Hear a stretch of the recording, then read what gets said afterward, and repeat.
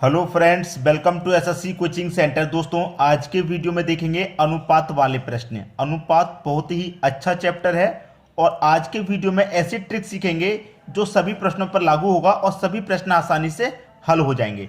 तो चलिए स्टार्ट करते हैं। पहला प्रश्न, यदि ए अनुपात बी अनुपात सी का अनुपात 3:2:5 है तो 500 रुपये में से सी को कितने रुपए मिलेंगे। देखिए, आपके पास ये मान लीजिए तीन व्यक्ति हैं ए बी सी। पहला व्यक्ति ए, दूसरा व्यक्ति बी और तीसरा व्यक्ति सी। ये आपके पास तीन व्यक्ति हैं, ठीक है। और तीनों व्यक्तियों में क्या है, 500 रुपये हैं। तीनों व्यक्तियों में 500 रुपये हैं और इस अनुपात में रुपए बांटे गए हैं। किस अनुपात में? ए को मिलेगा 3 अनुपात, बी को मिलेगा 2 अनुपात और सी को मिलेगा 5 अनुपात। इस अनुपात में रुपयों को बांटा गया है, इन 500 रुपयों को, ठीक है। इस अनुपात में बांटा गया, ठीक है। अब आपसे कह रहा है कि सी को कितने रुपए मिलेंगे। इस सी को कितने रुपए मिलेंगे? इस सी को अनुपात में कितने मिल रहे हैं भाई? 5 रुपए। अब आपके पास 500 रुपए का योग है जो तीनों में बांटा जा रहा है। कितना योग है? 500 रुपए का। जब आपके पास योग है तो आप अनुपातों का भी योग कर लो भाई। तीनों का योग ही तो 500 है। ये 500 रुपए तीनों में ही तो बांटे जाएंगे, तो योग है 500 रुपए, तो अनुपातों का भी योग कर लो। तो 3 और 2 5 और 5 कितना? 10। तो इस योग में अनुपात के योग से डिवाइड कर दो। एक जीरो से एक जीरो कटेगा, कितना बचेगा भाई? 50। 50 बचेगा। तो आपसे कह रहा है कि सी को कितने रुपए मिलेंगे। जिसका पूछा जाए उसी में मल्टीप्लाई कर दो। कह रहा है सी को कितने मिलेंगे? 50 का मल्टीप्लाई 5 से कर दो, 250 रुपए मिलेंगे भाई सी को। अगर बी का पूछे तो 100 का 50 का गुना 2 से कर दो, 100 रुपये मिलेंगे बी को। ए का पूछा जाए तो 50 का गुना 3 से कर दो, 150 रुपये मिलेंगे, ठीक है। और इन सभी को जब आप जोड़ के देखेंगे 150 और 100 250, 250 250 पूरा 500 हो जाएगा, जो कि तीनों का योग था। तो कह रहा है कि सी को कितने रुपए मिलेंगे भाई? सी को कितने मिलने हैं? 250 रुपये सी को मिलने हैं। तो बी ऑप्शन आपका सही हो जाएगा। हमने तीनों का निकाल के देख लिया किसको कितने रुपए मिलेंगे, ठीक है। समझ में आई बात? अब देखेंगे अगला प्रश्न। अगला प्रश्न है, यदि ए अनुपात बी का अनुपात 3:4, बी अनुपात सी का अनुपात 2:5 हो तो ए अनुपात बी अनुपात सी क्या है, ये पूछ रहा है। देखिए, आपके पास ए अनुपात बी, ठीक है, ए अनुपात बी और बी अनुपात सी है। तो बी तो आ गया, सी रह गया, तो सी ले लीजिए भाई। बी यहां पर भी है, बी यहां पर, तो बी एक ही तो आएगा, अलग अलग नहीं आएगा, ठीक है। बी अनुपात सी मतलब बी अनुपात सी हो गया। अब आपसे कह रहा है कि ए अनुपात बी कितना है? 3:4। कितना है भाई? 3:4 है। अब बी अनुपात सी कितना है? 2:2। अब देखिए, बी का यहाँ पे मान 4 है और बी का मान यहाँ पे 2 है। दोनों जगह बी का अलग अलग मान है। तो बी का मैंने पहले वाला मान तो लिख लिया 4, और बी का जो दूसरा वाला मान है 2, उसे कहाँ लिखेंगे भाई? बी के नीचे ही लिखेंगे 2 को, ठीक है। बी के नीचे ही तो लिखेंगे।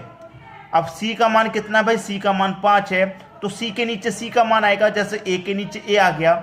बी के 2 मान है, बी का पहला मान 4 और बी का दूसरा मान 2, तो बी के दोनों मान आ गए बी के नीचे। अब सी के नीचे सी का मान आएगा, लेकिन जहां पर 2 जगह बन गई, एक ये जगह बन गई, एक ये जगह बन गई, तो सी का मान कहां पर आएगा? 5 यहां पर आएगा कि यहां पर? यहां पर आ गए ना हम दूसरी लाइन में। तो अब आगे का जो काम होगा वो दूसरी लाइन में होगा। तो सी का जो मान है वो यहां पर आएगा, इसके सामने, ठीक है, 5। बस प्रश्न सॉल्व हो जाएगा। जो खाली स्थान बचता है उसके बराबर वाला संख्या उतार देते हैं 4। बराबर वाला इस तरीके से नहीं उतारते, ये गलत हो जाएगा। इस तरीके से उतारते हैं 36। बराबर वाला इस तरीके से, इसके बराबर में 4 था तब।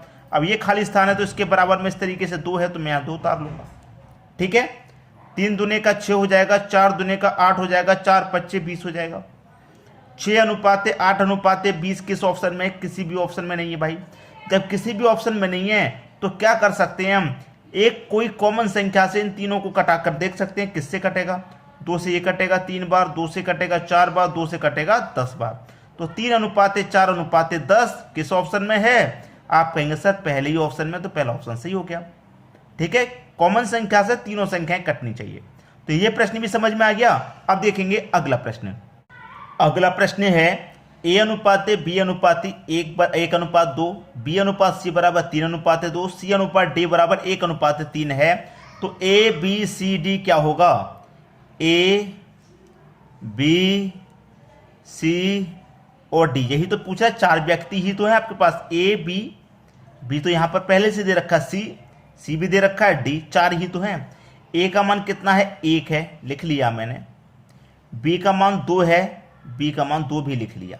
ठीक है, अब बी का एक और मान है 3, तो कहाँ लिखूंगा, बी के नीचे ही तो लिखूंगा 3, बी के नीचे मैंने 3 लिख लिया। अब बी के पास सी का मान है तो कहाँ लिखूंगा भाई, दूसरी लाइन स्टार्ट होगी तो दूसरी लाइन में तो लिखूंगा, जैसे पिछले प्रश्न में क्या था। अब सी का मान यहाँ पर 2 है और सी का यहाँ पर एक और मान है 1, तो सी के नीचे भाई सी का दूसरा मान भी लिखूंगा जो 1 है। ठीक है, लिख लिया। अब डी का मान कहाँ लिखूंगा, डी के नीचे, लेकिन कहाँ, ये जो लास्ट में लाइन स्टार्ट होती है उसी के सामने, तो बी, डी का मान मेरा 3 है, लिख लिया।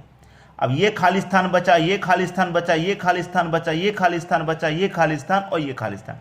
तो खाली स्थान पर क्या लिखेंगे मैं आपको पहले बता चुका हूं, जैसे ये खाली स्थान है इसके बराबर वाले लिखेंगे ये 2, ये खाली स्थान है इसके बराबर वाली 2, ये खाली स्थान है इसके बराबर वाली 2, ये खाली स्थान है इसके बराबर में 3, ये खाली स्थान है इसके बराबर में 1 और ये खाली स्थान है तो इसके बराबर में भी 1, इस तरीके से। तो 1 का मल्टीप्लाई 3 में 3 रहेगा, 3 का 1 में 3 ही रहेगा। 2 त्रिक का 6, 6 एकम 6, 2 दूने का 4, 4 एकम 4, 2 दूने का 4, 4 त्रिक का 12। किस ऑप्शन में है भाई, 3 6 4 12, 3 6 4 12 डी ऑप्शन में है। तो ए बी सी डी क्या होगा, 3 6 4 12 होगा। आ गया निकल के आंसर, समझ में आई बात। अब देखेंगे अगला प्रश्न। अगला प्रश्न है ए अनुपात बी दे रखा है 2 अनुपात 1, बी अनुपात सी दे रखा है 1 अनुपात 3, सी अनुपात डी भी है और डी अनुपात ई भी है। इस बार आपके पास 5 व्यक्ति हैं, A B C D E, 5, A B C D और ई, इस बार 5 व्यक्ति हैं। ए का अनुपात 2 लिख लिया, बी का अनुपात 1 ये भी लिख लिया। ठीक है, बी का एक और अनुपात है 1, भाई बी का एक अनुपात यहाँ था 1, 1 यहाँ पर भी है तो मैं उसे भी लिखूंगा, बी के नीचे ही लिखेंगे। ठीक है, सी का अनुपात 2 है तो सी के नीचे, लेकिन कहाँ, जो लास्ट वाला लाइन स्टार्ट हो गया वहाँ। ठीक है, सी का यहाँ पर अनुपात 2 हो गया, क्लियर है। डी का अनुपात कितना भैया, डी का अनुपात आपके पास दे रखा है 3, डी का अनुपात कितना है 3, तो मैं डी के नीचे डी का अनुपात लिख लूँगा 3, लिख लिया। किसी को कोई समस्या, यहाँ पर किसी को कोई भी समस्या नहीं होनी चाहिए। ए का अनुपात 2 था मैंने वो लिख लिया, बी का अनुपात 1 था वो भी लिख लिया, फिर बी का एक और अनुपात था 1 मैंने वो लिख लिया। सी का अनुपात कितना है दोस्तों, 3, ये सी का अनुपात रह गया।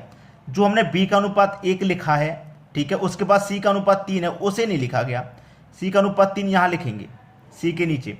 फिर सी का एक और अनुपात है 2, सी के नीचे ही लिखेंगे उस 2 को। गलती होगी दोस्तों, यहाँ पर गलती होगी। सी का अनुपात मेरे पास 3 था तो सी के नीचे लिखूंगा मैं 3 को।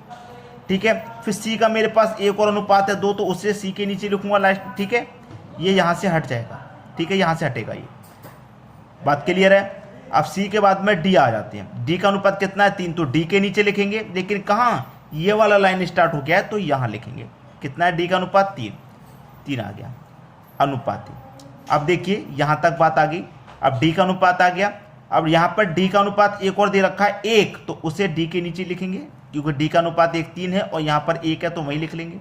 और ई का अनुपात कितना है 2 तो यहाँ पर क्या करेंगे 2 लिख लेंगे। ठीक है, ई के नीचे लास्ट वाली लाइन में जो लाइन चल रही है, ये खाली जगह है, इसके बराबर वाला 1 ले लेंगे, ये खाली जगह इसके बराबर वाला 1, ये खाली जगह इसके बराबर वाला 1, ये खाली जगह इसके बराबर वाला 3 ले लेंगे। ठीक है, 3, ये खाली जगह इसके बराबर वाला 3, ये खाली जगह इसके बराबर वाला 3। ठीक है, ये खाली जगह इसके बराबर वाला 1, ये खाली जगह इसके बराबर वाला 2, ये खाली जगह इसके बराबर वाला 2, ये खाली जगह इसके बराबर वाला 1, ये खाली जगह इसके बराबर वाला 1, ये खाली जगह इसके बराबर वाला 1। इस तरीके से बता रहा हूँ, कभी भी प्रश्नों को आप मिस नहीं करेंगे, कभी गलत नहीं होगा। 2 एकम 2, 2 दूने का 4, 4 एकम 4, 1 का गुना 2 होगा, 1 का एकम 1, 1 दूने 2 एकम 2। ठीक, 3 एकम 3, 3 दूने का 6, 6 एकम 6, 3 त्रिक का 9, 9 एकम 9, 3 एकम 3, 3 त्रिक का 9, 9 दूने का 18। किस ऑप्शन में भाई, लास्ट में 18, लास्ट में 18, लास्ट में 18। 4 2 6 9 18, 4 2 6 9 18, पहला ऑप्शन सही हो गया। बताइए कौन बच्चा ऐसा होगा जो इस प्रश्न को नहीं कर पाएगा। एक ही तरीके से करना सिखाया मैंने, क्या बोला, एक ही तरीके से सभी प्रश्न सॉल्व होंगे, ऐसा ट्रिक लेकर आ रहे हैं। तो अब देखेंगे अगला प्रश्न। अगला प्रश्न है यदि ए अनुपात बी अनुपात सी बराबर 1:3:2 और सी डी ई बराबर 1:2:3 हो तो ए बी सी डी ई ज्ञात कीजिए। क्या ज्ञात करना है? ए बी सी डी और ई ये ज्ञात करना है। ए बी सी कितना है? 1:3:2। ए का मान 1 है, बी का मान 3 है और सी का मान 2 है। लिख लेते हैं, ठीक है, लिख लिया। अब यहां पर कह रहा है सी का मान 1 है, सी का मान पहले 2 था, अब यहां पर 1 और दे रखा है तो सी के नीचे लिख लूंगा मैं उस मान को, ठीक। डी का मान 2 है, डी का मान कितना दे रखा दोस्तों? 2 दे रखा है डी का मान, लेकिन कहां लिखूंगा? ये वाली लाइन चालू हो गई है तो यहां लिखूंगा डी का मान 2। ई का मान कितना है? 3, तो ई के नीचे यहां पे ई का मान 3 लिख लिया। ये खाली जगह इसके बराबर वाला 2 ले लो, ये खाली जगह इसके बराबर वाला 2, ये खाली जगह इसके बराबर वाला 1, ये खाली जगह इसके बराबर वाला 1। 1 का गुना 1 से 1 रहेगा, 1 त्रिक का 3 रहेगा, 1 दूने का 2 रहेगा, 2 दूने का 4 रहेगा, 3 दूने का 6 रहेगा। 1 3 2 4 6, 1 3 2 4 6, बी ऑप्शन सही हो गया। आंसर मिल गया सभी को, कोई दिक्कत परेशानी किसी को भी नहीं होगी। अब देखेंगे हम अगला प्रश्न। अगला प्रश्न है 5600 रुपये को ए बी सी डी के बीच में इस प्रकार बांटा जाता है कि ए और बी, बी और सी, सी और डी के हिस्सों का अनुपात 1 2 3 1 और 2:3 है। तब ए और सी, बी और सी के हिस्से का योग क्या होगा? यह प्रश्न हो सकता है समझने में थोड़ा कंफ्यूजन पैदा करे कि प्रश्न समझ में नहीं आ रहा, उसकी भाषा क्या है। अच्छे से समझाऊंगा, ध्यान से समझिएगा। आपके पास अनुपात है 1 2 3 1 और 2 3। भाई 1 2 3 4 5 6 अनुपात हो गए, 1 2 3 4 5 6 अनुपात हो गए। यहां पर मैंने देखा 6 हैं और अनुपात भी 6 हैं, तो याद आ गया। कह रहा है ए और बी, तो ये मेरा क्या हो गया? ए और बी। फिर कह रहा है बी और सी, तो ये मेरा क्या हो गया? बी और सी, ठीक है। फिर कह रहा है सी और डी, तो ये मेरा क्या हो गया? सी और डी हो गया। बात क्लियर हो गई, आसानी से समझ में आ गया, अब कोई परेशानी किसी को नहीं होगी। ए बी सी डी 4 व्यक्ति हैं आपके पास, ए बी सी और डी, ये आपके पास 4 व्यक्ति हैं, ठीक है। चारों मैंने ले लिए। ए का अनुपात कितना भैया? 1 है, तो मैं 1 ले लेता हूं। बी का अनुपात मेरा कितना है? 2 है, तो मैं 2 ले लेता हूं, ठीक है। यहां तक बात क्लियर हुई। फिर कह रहा है बी और सी, बी और सी उसने बोला, तो बी का अनुपात भाई कितना है आपके पास? 3 है। ये भी है, ये भी है, लेकिन ये पहले वाला बी हो गया। अब बाद वाला बी करेंगे तो बी और सी दे रखा ना, बी और सी, तो ये मेरे पास बी और सी है। तो बी का अनुपात कितना है? 3 है। कहां लिखूंगा? बी के पहले वाले अनुपात के नीचे 3, ठीक है, पहले वाले अनुपात के नीचे 3। और सी का कितना भैया? 1 है, तो मैं सी के नीचे 1 लिखूंगा। बात क्लियर है यहां तक। फिर आगे बढ़ेंगे। कितना दे रखा है सी और डी का? 2 और 3। कितना दे रखा भैया? 2 और 3। किसका? सी और डी का। तो सी का पहले से अनुपात मेरे पास 1 है, एक सी का अनुपात और दे रखा है 2, तो उसे सी के पहले अनुपात के नीचे रखूंगा। और डी का कितना दे रखा है? 3, तो मैं से यहां डी के नीचे लिख दूंगा। वही तरीका, जो खाली जगह है उसके बराबर वाली संख्या लिख दो, खाली जगह इसके बराबर वाली, ये खाली जगह इसके बराबर वाली लिख दो, ये खाली जगह है इसके बराबर वाली लिखो, ठीक है। ये खाली जगह है, देखिए यहां पर ये खाली जगह इसके बराबर वाला 2, ये खाली जगह इसके बराबर वाला 2। 3 दूने का 6, 6 एकम 6, 2 त्रिक का 6, 6 दूने का 12, 2 एकम 2, 2 दूने का 4, 3 एकम 3, 3 दूने का 6। कोई कॉमन संख्या लीजिए जिससे सभी संख्या कट जाए। 2 से कटेगा 3 बार, 2 से कटेगा 6 बार, 2 से कटेगा 2 बार, 2 से कटेगा 3 बार, ठीक है। ये मैंने सभी संख्याएं ले ली। मेरे पास क्या है? सभी का हिस्सों का योग 5600 है। भाई 5600 रुपये मेरे पास योग है जो मुझे ए बी सी डी के बीच में बांटना है, ठीक है। और मेरे पास ए बी सी डी का योग कितना अनुपात का? 3 और 6 9, 2 11 और 3 14। अनुपात का योग मेरे पास 14 है और रुपयों का योग 5600 है, तो रुपयों के योग में अनुपात के योग से डिवाइड कर देंगे। 14 चौके 56, 4 बार में जाएगा और 0 मतलब 14, 400 बार में ये पूरा कट गया। अब आपसे कह रहा है ए और सी, तो ए का अनुपात कितना है? 3 है, तो 4 त्रिक का 12, 1200 हो गया। और कौन है? सी है, तो सी का अनुपात कितना है? 2, 4 दुनिया का 8 मतलब 800 हो गया। तो इनका योग कितना हो गया? 1200 और 800, ये हो गया भैया 2000, ठीक है। इन दोनों का निकल गया, ए और सी का। अब कह रहा है बी और सी, तो बी का कितना भैया अनुपात 6 है, तो 4 6 24, मतलब 2400। और बी के साथ कौन है, सी है, तो सी का अनुपात कितना 2, तो 4 दूने का 8, मतलब 800। दोनों का योग ही तो पूछा है, तो 2400 और 800 कितना हो जाएगा भाई, 2400 800 ही हो जाएगा 3200।